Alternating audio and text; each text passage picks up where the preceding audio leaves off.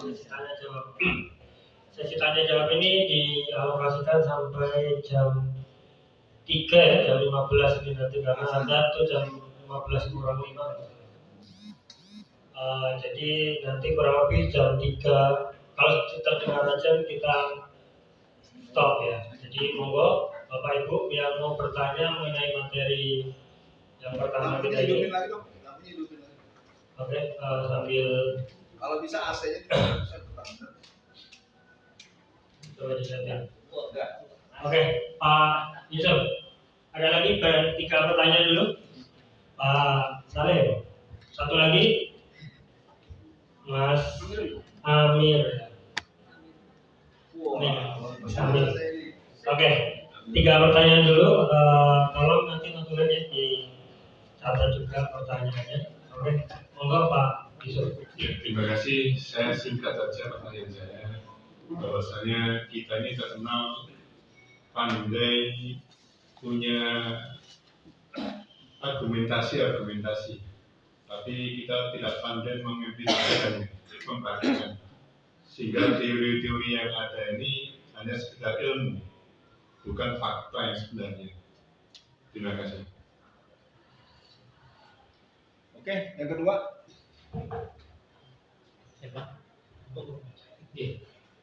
Otak saya masih nyantol di jarum dan benang, gula dan garam, relatif katalis. Mohon setengah menit untuk itu, Ustaz.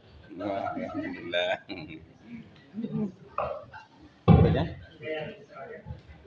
Oh, ada 3 ya? Baik, terima kasih Ustaz atas waktunya. Untuk pertanyaan saya itu perihal materi ini saya rasa berhubungan dengan apa yang sudah saya dapat ketika saya di sekolah. 1 bulan kemarin itu ada sosialisasi dari Densus 88. Bagus itu. Itu menyampaikan tentang intoleran, radikalisme dan terorisme. Yang saya tanyakan itu sebenarnya secara makna yang benar-benar asli itu makna radikal yang bagaimana gitu. Karena dari Densus kemarin itu saat sosialisasi itu benar-benar menjatuhkan banget umat Islam. Nah, itu saya bingungnya apakah hanya sisi Islam saja yang dianggap teroris. Ketika itu teman saya juga menanyakan karena teman saya itu juga seorang santri di Ibnu Abbas. Nah, dia mengatakan sebenarnya umat Islam yang dianggap teroris itu yang bagaimana? Dia menyayangkan seperti itu, dan dari pihak Densus mengatakan orang-orang yang berkumpul sembunyi-sembunyi. Nah, itu maksudnya bagaimana? Nah, saya dengan pertanyaan seperti itu dan pernyataan yang disampaikan masih kurang puas dan masih ada satu hal yang mengganjal. Maksudnya bagaimana gitu? Dari radikalisme terus malah dijatuhkan ke umat Islam sendiri. Itu dengan materi yang disampaikan saya rasa banyak banget hubungannya gitu. Terima kasih Ustaz. Pertama buat Pak Yusuf, ketika sahabat antum yang bernama dia berargumentasi, baiknya Pak Yusuf bisa menawarkan bagaimana implementasinya. Karena kan kalau udah saya bikin gini saya bisa jawab borong kan kita mau sesuatu bareng-bareng. Pengertiannya adalah buat teman-teman. Sebenarnya ini menurut hemat saya materi ini memang mestinya bukan tidak bisa. Sebaiknya dilakukan, diadakan, diberikan pada orang yang pengen ikut.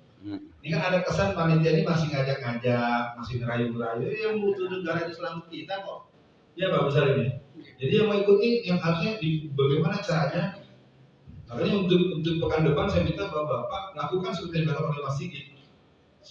Sehingga yang ikut itu jangan duduknya lalu pantatnya gerak-gerak terus ya. Dan pulang. Kalau orang yang udah nggak ada ya kan, apalagi anak-anak remaja. Tapi enggak juga ternyata Amirul tidak. Jadi gini Pak Yusuf, saya ingin katakan dengan kejujuran saya. Dalam teori sebuah gerakan, Ketika sudah ada konsepsi yang diproduk oleh konsep pemikiran, maka wilayah berikutnya adalah bagaimana kita membuat rumus turunan. Nah, apakah melakukan pembuatan rumusan yang diperbaharui dengan idealisasi strategi konsepsional, maka di situ kaum pemikirnya harus diperbanyak dan dipertinggi kualitasnya dengan latar belakang yang bervariasi, itu satu.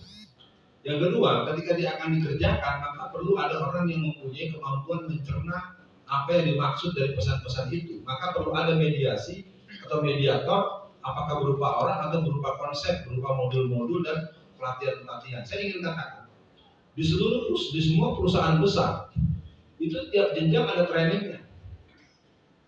Training untuk office boy berbeda dengan training supervisor, berbeda dengan training HRD, dan mereka berjalan berbulan-bulan.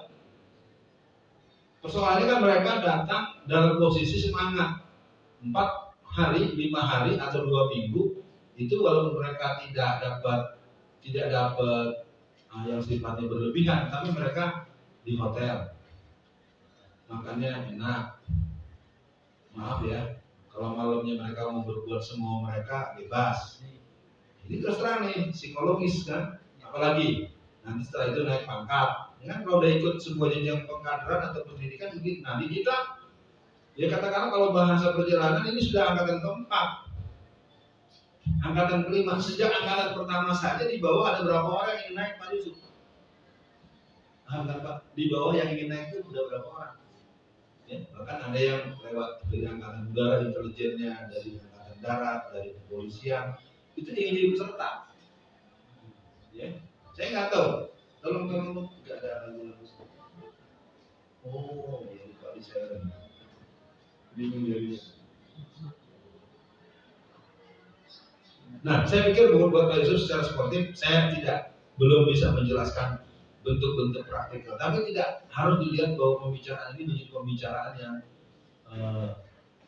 nihilis, tidak. Memang butuh implementasi, dan bentuknya mungkin saya sebenarnya kembalikan dulu kepada Pak Yusuf. Mungkin Pak Yusuf punya tawaran awal. Silahkan. Ya, saya sebenarnya bukan mau mengatakan atau menuduh Ustaz kuat ini pada teori, tapi saya sangat mengagumi dengan ustadz-ustadz yang ada. Ustadz Alfian masuk, ada Ustadz Budi Sio, ada Budi Ashari, dan banyak yang lain-lainnya, termasuk Habib Rizik. Saya kagum semuanya, hebat-hebat semuanya. Kenapa kita ini punya orang hebat-hebat? Kok masih dipecundari sama cengok ini?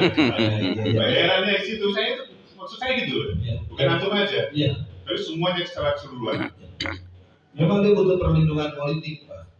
Ya, seperti acara kita hari ini, walaupun kita bisa bayar secara harga tinggi, kalau yang punya tempat nggak ngizinin acara kita kan juga nggak jalan. Masih ada Bu Indra? Bu Indra, pekan depan masih 1 kali lagi nih, lanjut nggak? Tuh, jelas. Artinya kan, ya saya secara subjektif saya sampai buat Pak Yusuf, terima kasih, mungkin saya terlalu semangat karena saya juga mencintai Anda. Saya jawab dulu Amirul Hasan. Saya punya 2 pengalaman. Pertama di Bandung, kedua di Cirebon. Ini adalah saat saya dipanggil dengan Densus 88. Saya bersyukur pada Allah, saya punya keberanian yang tidak bergeser sedikit pun. Jadi waktu itu Densus menerangkan tentang peta gerakan terorisme. Saya membicarakan tentang bab jihad dan seterusnya. Akhirnya dia menerangkan sesuatu, habis itu dia bertemu dengan saya, dan akhirnya di belakang baru dia bilang, sebenarnya saya sama abang. Loh, kalau sama ngomongnya begitu tadi? Ini di kantor bang, harus ngomong begini. Satu. Yang di Cirebon, ketika dia menerangkan dan terus menghabisi, membombardir para gerakan Islam segala macam, saya datang agak bukan terlambat, karena sesi kedua. Jadi saya datang ketika dia sedang ngisi materi, tapi tidak terlalu banyak, tidak terlalu lama saya terlambatnya. Ketika saya mau membahas materi, dia pergi. Saya tanya, Anda ada kegiatan mendadak? Ada kegiatan enggak ada? Lu duduk dengerin gua ngomong. Karena nggak enak dengan orang banyak dan suasananya suasana memang mental saya kan mental dulu. Dia duduk. Akhirnya semua omongannya saya bantah dalam penjelasan saya. Ya, jadi selesai acara itu dia peluk saya. Jadi gini, Kadensus Kristen, Kapolri Kristen, Pangkostrat Kristen. Quran udah bilang kan, wallazina kafaru ba'duhum awliya'u ba'd. Jadi kita sendiri harus sadar kalau apa yang kita alami hari ini soal Adinda Amirul Hasan, saya pikir kalau saya mungkin buat Mas Sigit ya, nanti kalau ada yang gitu-gitu anak-anak dibekali, jangan nanya, jangan bantah. Karena kita nanya dengan secerdas apapun, kita bantah dengan secerdas apapun, kita akan diincar dan nanti akan dijadikan duta mereka. Itu terus terang saja, saya juga serba salah nih Pak Herwanto ngomong begini. Jadi anak-anak yang cerdas menerangkan, saya punya beberapa junior saya di UHAMKA itu. Tapi alhamdulillah dia masih laporan, makanya saya tahu kelakuan itu. Jadi mereka nanti apakah dia akan dijadikan pendidikan di dari Kamtibmas, apakah dia akan mengalami pendidikan deradikalisasi. Itu sekali ngisi acara itu secara masuk kelas itu Pak Bang itu 1,5 juta. Kita kan kalau ngajar kuliah kan sekali jam ngajar ya paling top 70.000, 100.000, kecuali kalau udah guru besar mungkin 200.000 ya Mas ya. Kalau dosen-dosen biasa 100.000 udah bagus. Ini 1,5 juta. Jadi gerakan mereka ini sebetulnya ya kalau boleh saya cerita pengalaman saya langsung, mereka tuh nunggu dengannya cuma nunggu ditembak mati aja. Mereka tuh nggak sanggup. Nah syukurnya saya, mohon maaf kata-kata syukurnya bukan dari saya menganggap yang lain.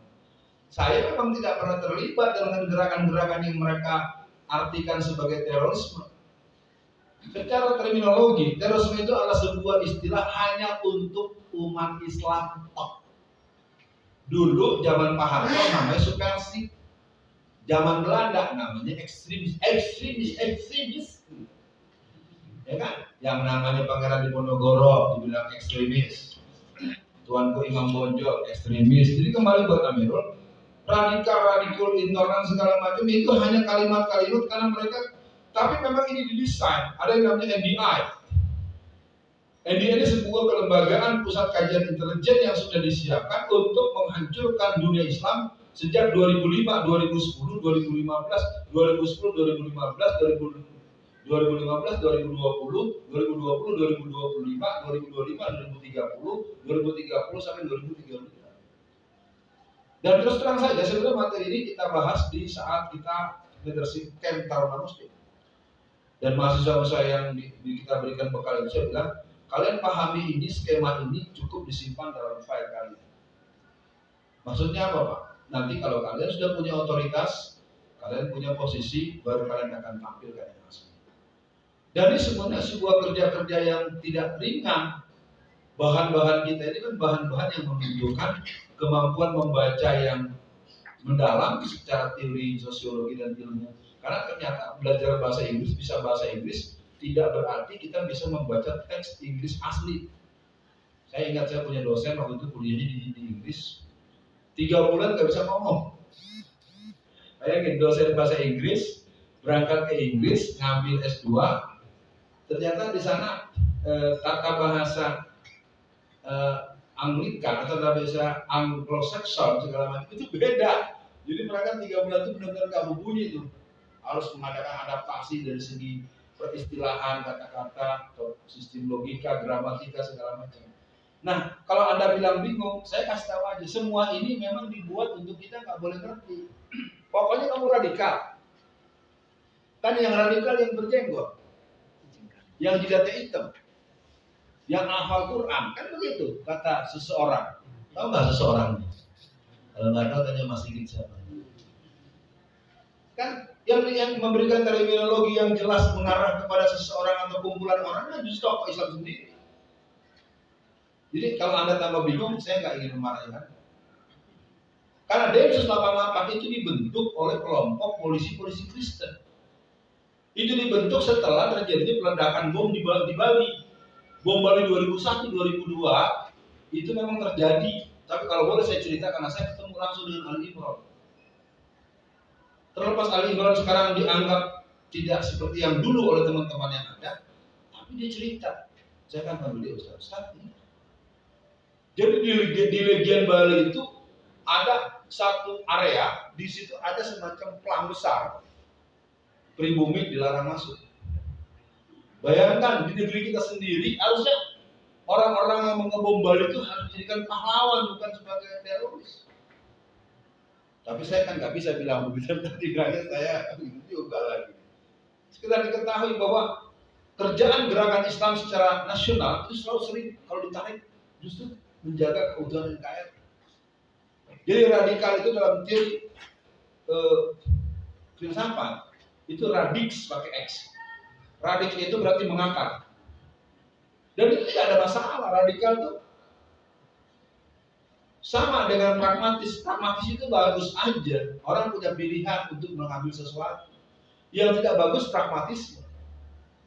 Radikal itu harusnya mendalam. Mendalam itu kan kalau mendalam untuk jujur. Jujur jangan sampai jujur di mulut, jujur di hati, jujur ikhlas. Stop. Gak apa-apa radikal. Radikal itu adalah, ada lupa saya istilahnya bagus. Saya lupa. Intoleran, siapa yang intoleran? Kita tidak pernah memaksa orang untuk masuk masjid. Kita tidak pernah memaksa orang untuk pakai topi Sinterklas. Coba lihat di berbagai perusahaan, di berbagai warung-warung. Ya, kalau mau Natal bersama, kasihan karyawan-karyawan muslim ini harus pakai baju, pakai topi Sinterklas. Ya. Apalagi terorisme. Terorisme ini adalah satu bentuk ketidaksanggupan mereka untuk melawan umat Islam. Lalu dilakukan peledakan gedung kembar pada tanggal 11 bulan September tahun 2001. Itu merupakan sebuah operasi intelijen yang sangat jelas karena runtuhnya gedung itu namanya dibom. Masa dibom meluruk? Harusnya kan ke sana. Dan itu ditulis dengan bagus oleh Letnan Jenderal Kamaulan dalam sebuah buku. Jadi kebohongan-kebohongan publik yang dimainkan oleh musuh-musuh Islam itu menimbulkan pencernaan yang buruk termasuk ISIS. ISIS itu bukan pasukan Islam. ISIS itu pasukan-pasukan yang dibuat seolah-olah berjiwa Islam karena memang menggunakan pola-pola orientalisme, ya. Dan mereka itu kalau dibuka baju rata-rata bertato. Nah, karena semangat mereka kemudian mendapatkan sambungan dengan semangat perlawanan di berbagai tempat, akhirnya simpatisan yang ada di sini sebenarnya anak-anak yang soleh. Yang sholat malamnya lancar, baca Qurannya, hafal 30 juz segala macam. Nah, itu kalau mau dibuka teman-teman yang aktif pergerakan itu, kami tidak pernah ikut ISIS. Sama dengan si Santoso yang ada di Poso. Kalau mau dibuka faktanya, mereka itu orang-orang yang terkunci setelah menjadi pembantai umat Islam oleh kelompok kelawar hitam. Ya, bagaimana Anda bayangkan satu pesantren dibakar? Ya, kemarin hari datang ke sini inisiator dompet itu apa, Mas Edi Sudeo, kita ngobrol di sini. Saya buka kembali memori di sana. Jadi terus terang, umat Islam ini sudah disiksa, sudah dibunuh, siapa tertuduh, siapa menuduh. Jadi kita tuh udah dijahatin masih dibilang penjahat juga. Terlaluan, terus terang aja buat teman-teman. Memang ini tidak mudah, makanya saya harap Bos Amirul walaupun nggak puas, saya memang agak susah ya menurut. Tapi yang jelas Densus 88 itu adalah detasemen di Densus 88. Karena angka 88 itu ada jumlah korban warga Australia yang mati dalam peledakan bom Bali.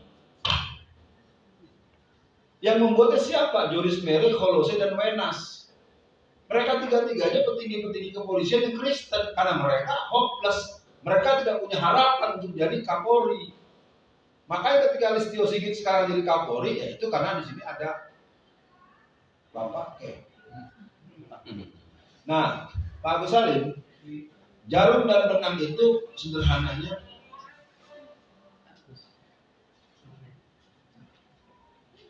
jarum dan benang itu artinya gini. Ketika saya duet dengan Ustadz Abu Bakar Basir di Tangerang, ketika saya duet dengan Habib Rizki, jadi saya ini adalah orang yang dilihat saya itu dengan siapa saja bisa kecuali dengan yang Ahmadiyah ya. Ahmadiyah, Syiah, LDII, saya nggak bakal mau, saya ngerti dari dulu. Ya.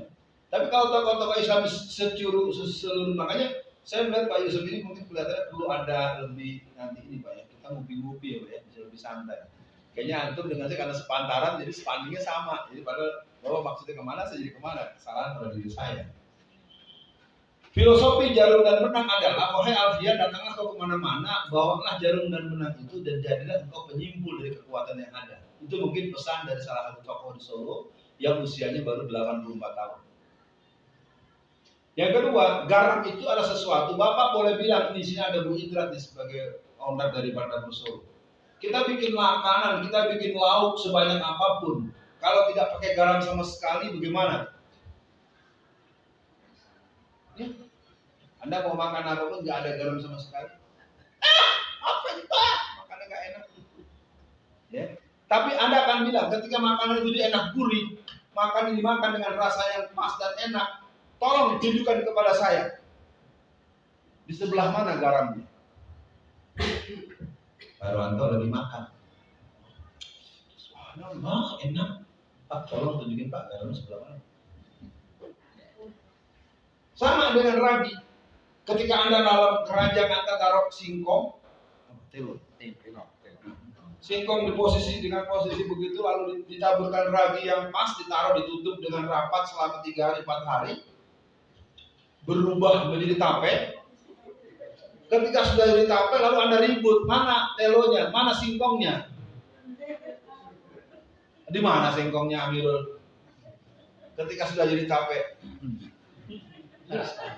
Sama ketika tadi soal gula, ini teh manis, tapi hati-hati ya, jangan sampai teh manis.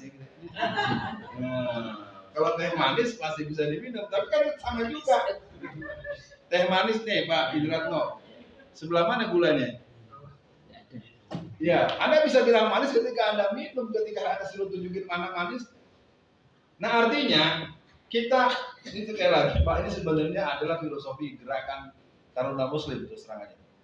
Jadi saya bilang kepada anak-anak, makanya banyak kejadian-kejadian, termasuk kita bisa mengalahkan Ahok. Itu sebenarnya terjadi bukan hanya saya, di beberapa titik anak-anak juga kerja. Karena kemenangan sejati sebetulnya dalam teori operasi militer, operasi politik, itu adalah kekuatan yang bukan hanya pada eksekutor, tapi siapa yang bisa membuat prakondisi. Ketika orang yang meruntuhkan gedung, di antaranya mereka harus bisa melemparkan cairan cuka semodel agar peruntuhan itu bisa dilakukan dengan cepat. Azan asar ya. Kasihan banget ini. Udah azan sudah puas, saya mohon maaf, yang jelas kita masih punya satu materi setelah asar. Kita dengarkan dulu.